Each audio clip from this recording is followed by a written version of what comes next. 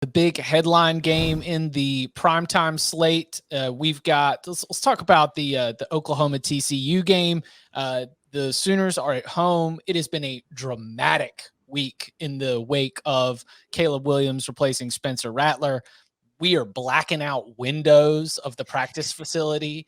We've got student reporters flying in Mission Impossible 1 style on cables with binoculars, trying to figure out ways to give the insider report.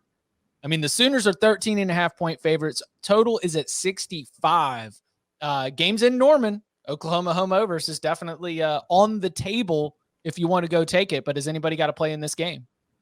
Has Lincoln lost his mind? I think we're learning that Lincoln is a little bit closer to like Kirby and like some of the other more like I read Lincoln from covering like I think the 2018 Orange Bowl week, done some Peach Bowl week. Like I've done some of those like 5-day events where you're just around these coaches and these teams every single day. And he can give you that, like, oh yeah, cool. Nah, man, I'm not like tightly wound like everybody else, but now you get a quarterback controversy, and we're starting to see some true colors so far, I think.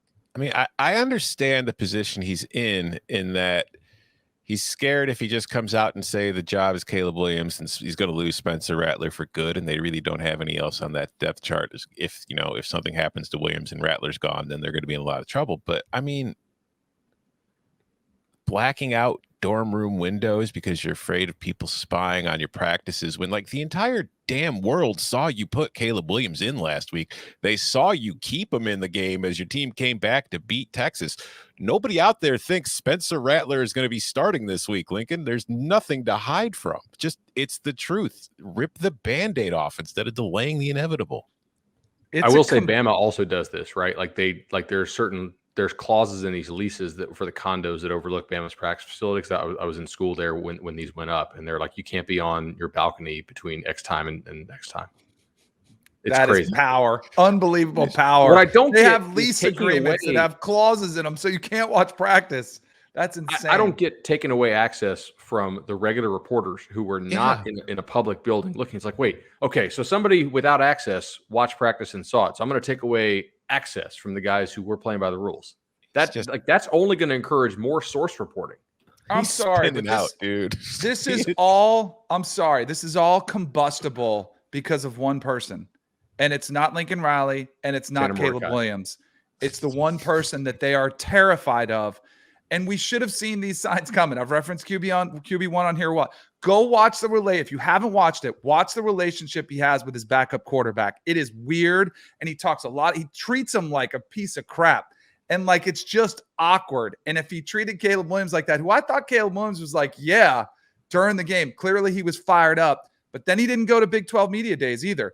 Are you kidding me? You don't bring your starting quarterback to Big 12 Media Days to represent your team? That was red flag number 2, and this is red flag number 3, and there's going to be like this is a major worry because if Caleb Williams gets hurt and Spencer Rattler is not available, they have a freshman walk-on.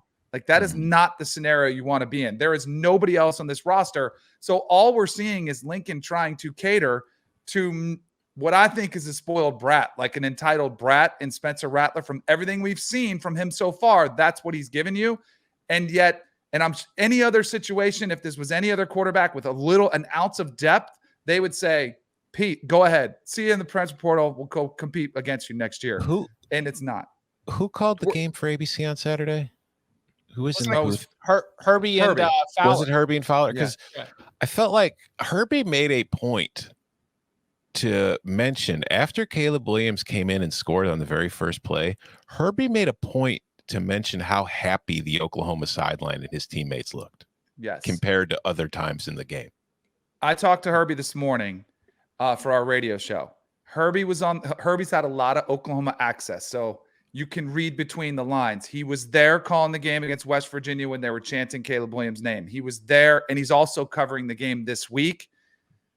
It's not a healthy situation, and especially it is what it is, and I think it's going to be something to keep an eye on because I think it could impact Oklahoma's season, and we'll see.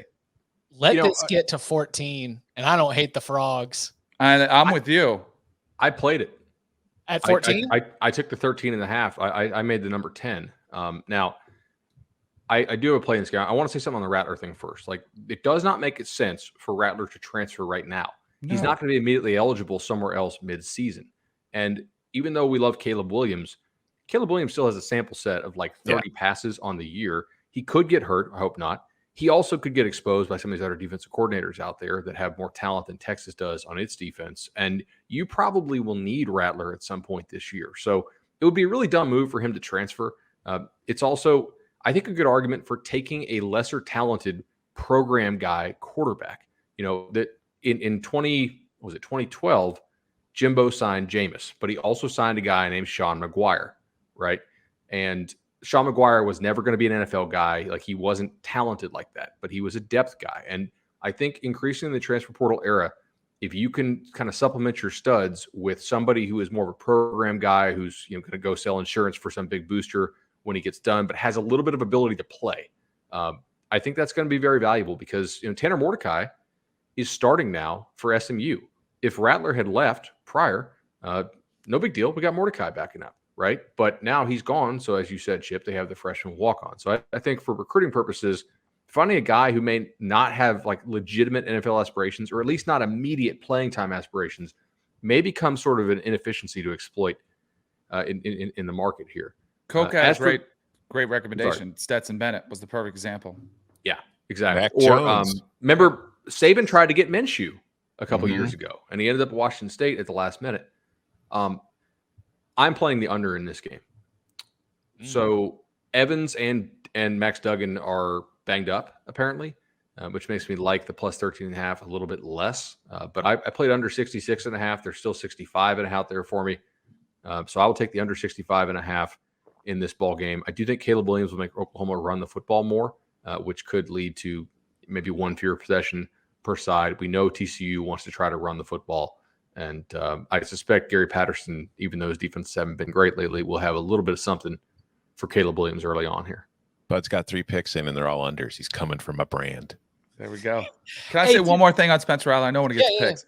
I wish I could talk to him because, if I was Lincoln Riley, it'd be call Jalen Hurts. Like, you don't need to look that in a player who's in a similar situation, because I think he has another option is to go train in Phoenix, or, you know, he's from Arizona, and say, I'm going to get ready for the NFL draft.